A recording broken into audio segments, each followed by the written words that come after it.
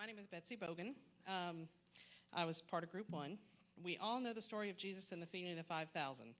This is how Group 1 experienced a similar miracle. We had a split decision on how to use the gift card, and so we decided to use it on a cop stop and then gave what was left over to a single mom of 4 that I know of that was in need and knew she would appreciate, a small grocery gift card. Phil, Marcy, and the team made a fabulous meal, and we invited everyone from the Appling Farms precinct to come and eat with us on Friday, March 2nd. Over the course of the day, we had about 15 officers come by, including the chief, the patrol commander, and 5 investigators. They all spoke about how busy it was that day, and they had just apprehended the 3 suspects from the recent purse snatchings over at Kroger down the street. Everyone enjoyed having a few minutes to sit and chat while refueling for the rest of their shift, and as one officer left, he asked where the chapel was, and he stopped in to pray. All who came in were invited to visit Advent if they were looking for a church home. There was enough food left over to not only feed those who didn't have enough time to come by or couldn't leave the precinct, but also to donate some for the care team fridge. One officer said that of all the cop stops they'd been to, ours had the best food. I knew there was a little bit left over on that gift card, but never would I have guessed that that little bit would be $289. Between that and the generous extra donations from the group, I presented that mama in need with $889. We only started off with $500. Talk about fishes and loaves. She and I stood in a Starbucks parking lot and cried, and that money will be instrumental in helping her get back on her feet. To continue the big give in a different sort of way, we've learned that another church used to go to the Appling Farms precinct once a month before each shift and pray for the officers, but had to stop going. We'd like to do that here, so we'll give you more info later. But never doubt that God is in the business of making miracles happen.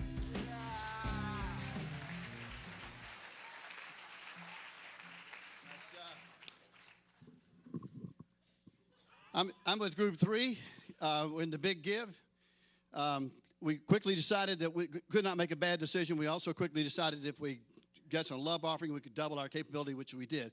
But then we gave half of that to Heather in this top picture on the right. Heather's husband was killed in a single car accident in May of 2016. 2 days before this picture was taken with her son's graduation from Arlington. She later lost her house in Lakeland, and that's how she came in touch with us. And we were able to extend the generosity of Advent to Heather and to her family. And this second picture up here, this young man in the hospital bed is Sam Marshall. That's his mother, all set there, and that's Cal Aycock, not his mother, not his father.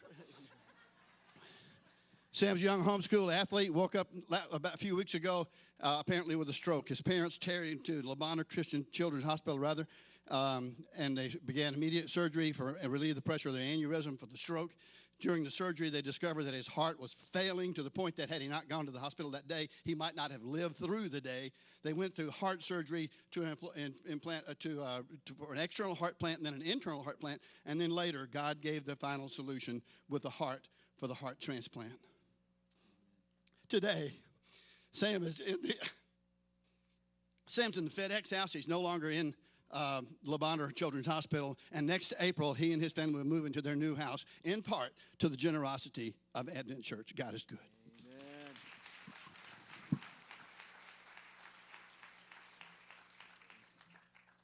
Good morning. I'm with Group 5, and we took the funds and we did several different things. We were able to buy school uniforms for 2 young girls at Keystone Elementary whose house was severely damaged from a burst water pipe and extreme cold. The children were not even coming to school because they didn't have uniforms. So we were able to take care of that. We do not have a picture of that because of HIPAA laws. We were able to donate a $100 Kroger gift card to a struggling single mother for her family. We were also able to provide lunches from Lenny's for the members of Arlington Fire Department, and we served 7 firefighters. That's the bottom picture you see there. We also bought an assortment of canned goods and other grocery items and donated them to Memphis Union Missions. Those were taken and donated, and we got a chance to speak to the directors and had a chance to talk to some of the residents there. That's the top picture you see there. And then we also donated $125 to Youth Leadership of Memphis. that several men of this church have been involved in over the years that provides opportunities to young men to do yard maintenance and other similar work in order to earn money for themselves and their families and give them work experience.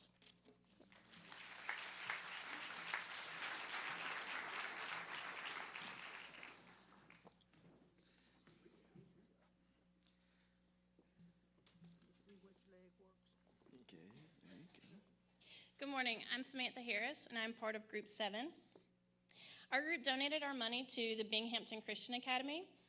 BCA is a private pre-K through 8th grade Christian day and boarding school in the heart of Binghamton.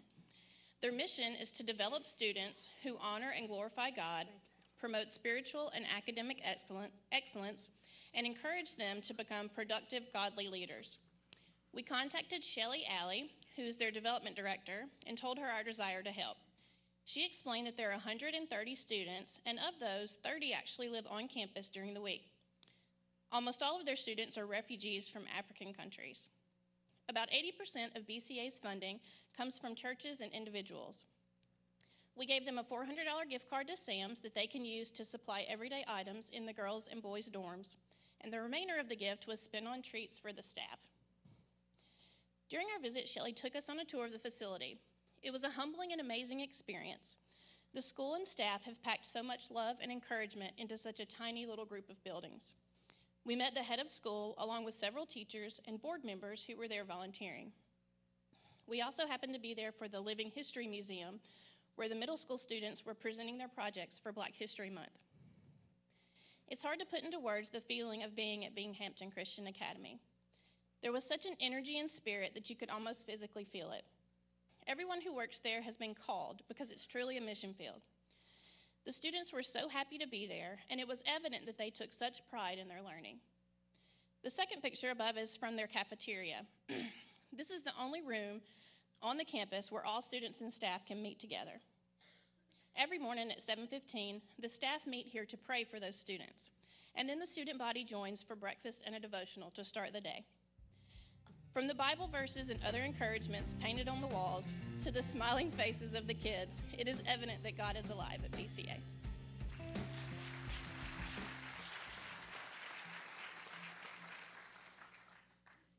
My name is Chris Cooper, and Group 8 is called Operation Blessing Bags. Our group consists of our leader, Katie Kirkpatrick, Chris and Rachel Cooper, Marlon and Leslie McKinney, and Adam and Lindsay Skinner.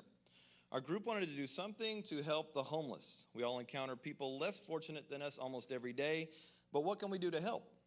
We wanted to bless as many people as possible while helping those who needed our help the most. We decided to put together blessing bags and hand them out. Each bag consists of socks, water, hand sanitizer, Band-Aids, and lots of snacks. We had about 20 items in all packed into a 1-gallon freezer bag. So we met as a group, we bought all the supplies together, we packed the bags, and then we have plans to meet downtown in the next few weeks to hand out the bags to anyone who could use a blessing. Each of us also took some of the blessing bags to keep in our cars for those times when we happen upon someone while driving around town.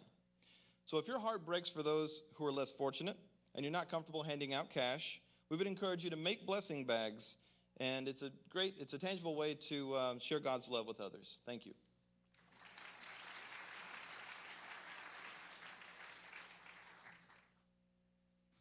Good morning. I'm Molly and Unley. Once upon a time, there were 9 Advent members who were joined together. Some of us knew each other, others didn't, but we had 2 brand new members. We were given $500 for the glory of God. We prayed about what to do, but some of those things fell through, other things just kept coming to the top, like cream. First, we decided to pay for people's laundry. Second, pay for gas. We went to the Wash World on Walker at the University of Memphis. We thought we would meet up with teenagers or young adults, but guess what? They don't get up on Saturday mornings. We were able to assist some young couples and older adults. We talked to them, we gave out information about Advent, we prayed with them. Some we just smiled at as we dropped the quarters. Second, we decided, one person from that group put on Facebook before we even got back what the kindness had meant to him and how we were living up to the commandments. Second, we went to the Kroger on Summer. We paid $10 for each car that came through the line. We didn't have a whole lot of time to talk, but we did give out the Advent information. We had a third project, and special to all of us, our own, Mr. Hayden. We decided that the leftover money would go to him for his new therapy that he's going through. We hope that it put him over the top. And his granddaddy and grandmother told me that he put him over the top, so he's going to Orlando in June. Also,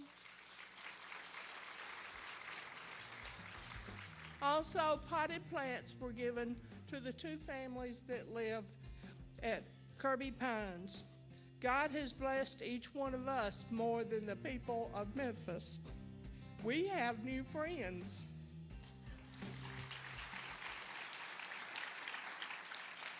You want to go down this way?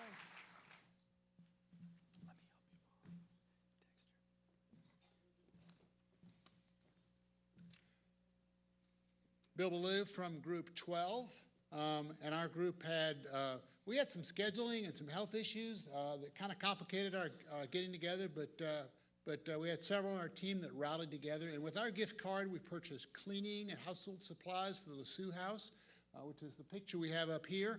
It is a safe house with supportive services for women who've survived prostitution, trafficking, addiction, and a life living on the streets. Our group was given a tour and visited the 2 ladies that were staying there, and with Sandra LeSue's director there. We also took a tour to Kroger and bought a gift card for Amy Barnes' neighbor, a veteran with a young family that was having some issues. Also at Kroger, we got 8 $25 gift cards, and we encountered folks at Kroger, walked around and had some really interesting stories. Some of these people were shopping aids for others on fixed income. And so they were excited about that. Some were shopping with children. Everyone's reaction was one of surprise. So I don't have to sign up for something or buy anything? So that was pretty awesome. So I used our remaining money towards $10 gift cards or meal cards and handed those out at the waiting room at the Mad Hospital and at Goodwill. So we thank the church leadership for this great idea, illustrating the free gift of salvation, the wondrous love of Christ Jesus.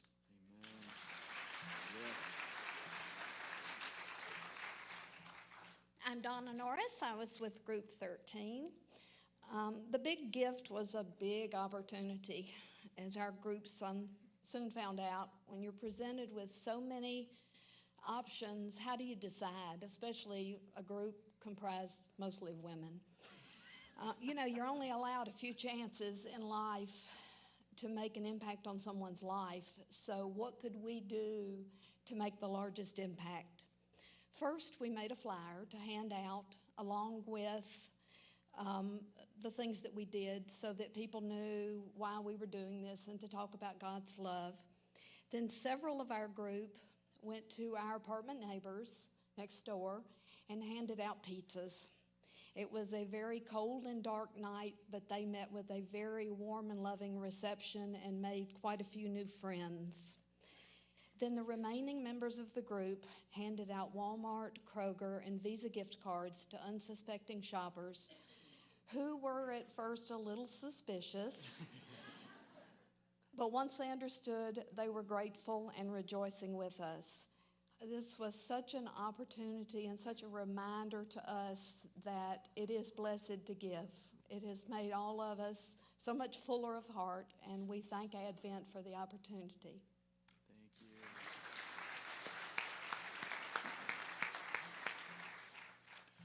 Good morning. I'm Richard Shaw, and I represent Group 14. We decided to take our $500 and divide it into 10 $50 gift cards. We then distributed them to our group with the mission of finding someone in need and using that $50 to help those people. I've got 2 quick examples. Up on the screen, you'll see a picture of a young man holding a sneaker. He and his brother had outgrown their old shoes, and their mother had no money to buy new shoes. Using 2 of the gift cards, one member of our group was able to buy not only 2 pair of athletic shoes, but was able to buy socks as well. And another picture shows a woman with a small boy who was in need of food assistance. In addition to the normal issues of poverty, her situation was complicated by the fact that she suffers from sickle cell anemia.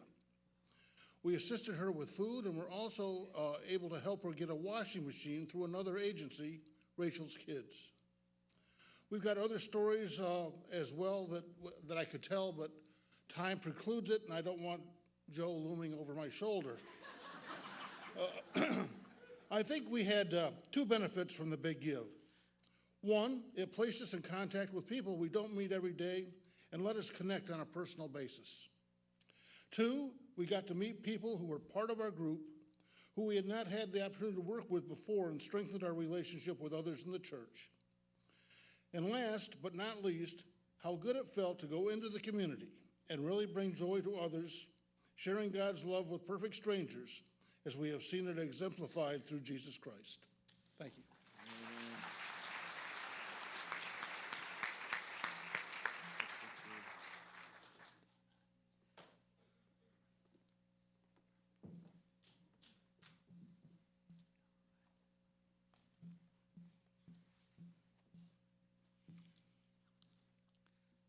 I'm Allie Webb, Advent Big Give, Team 16. Matthew 19:14. Jesus said, "Let the little children come to me, and do not hinder them, for the kingdom of heaven belongs to such as these." As a team of the Advent Big Give, we had many needs to choose from in our city. I'm very honored to tell you why we chose Brinkley Heights Urban Academy. Take a minute and look around at our Advent children, those same kids that you have promised to be godparents over. Think about how excited they are about our Easter egg hunts, or the first time they go on an outing with the church. How they return from spring break and tell you all about their adventures from Disney and Destin. Now close your eyes. Go ahead, close them. Imagine these same children never having that opportunity, never having done any of that. Imagine, if you will, those same children living with gunshots outside their windows almost every night. Brinkley Heights Urban Academy inception rose from the ashes of tragic shooting death of 3-year-old Jessica Borner in 2002. She was the innocent victim of drug violence in the streets of urban Memphis. In 2004, the Academy opened their doors to 13 at-risk students. Maybe you can't imagine that showing up with donuts or breakfast bars could make a difference in the lives of children. It might seem trivial to take a busload of kids to a movie. Well, you first have to get your head around the fact that most of these kids have never had the luxury of going to a movie. Oh, gosh, okay. More importantly, they come to school hungry almost every day. These children and others like them need to be fed and loved and shown the hands and feet of Jesus. Matthew 25:40, the King will reply, "Truly, I tell you, whatever you did for one of these, least of these, brothers and sisters of mine, you did for me." Amen. Yeah. I see.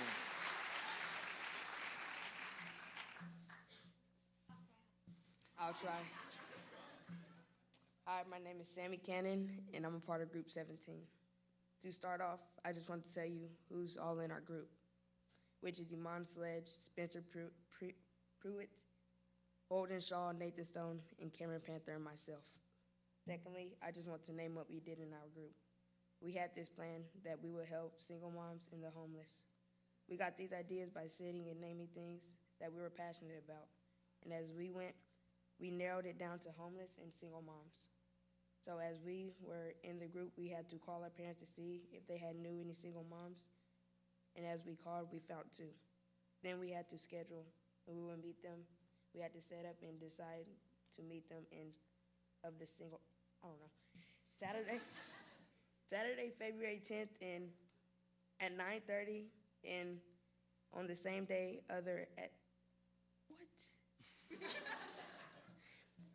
the same day at 10 a.m. We planned to spend $160 for each single mom. Then we spent $166 on the homeless. For the homeless, we had 6 duffel bags, protein bars, 6 packs of peanut butter crackers, 6 covers, 36 packs of water bottle, and socks. We had put 1 cover in each bag, 6 bottles in each bag, 6 pairs of socks in each bag, 6 protein bars in each bag, and 1 whole box of peanut butter crackers. Then after that, everyone had 1 bag, and they had to look for a homeless person and give them to them and learn their name and see if we could pray for them. Thank you.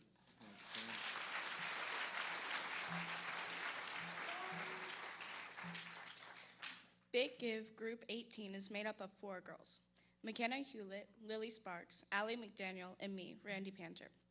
We came up with plenty of ideas to help others, but we narrowed it down to 1. We wanted to help the Lusue community of Memphis. The Lusue community provides a home for women who have survived trauma, addiction, trafficking, and prostitution. The women learn to live in the community as they access other organizations for healing. We heard about a need from the director of the home to help with their MLGW bill and a new grill. The current residents enjoy grilling as the weather gets warmer, but they had to use aluminum foil and duct tape to hold their old charcoal grill together. So we went out and purchased a larger and better charcoal grill for the home, complete with a cover, utensils, and a few bags of charcoal and burgers and buns. We plan on returning soon to assemble the grill and enjoy a grilled meal with the ladies of the Lusue.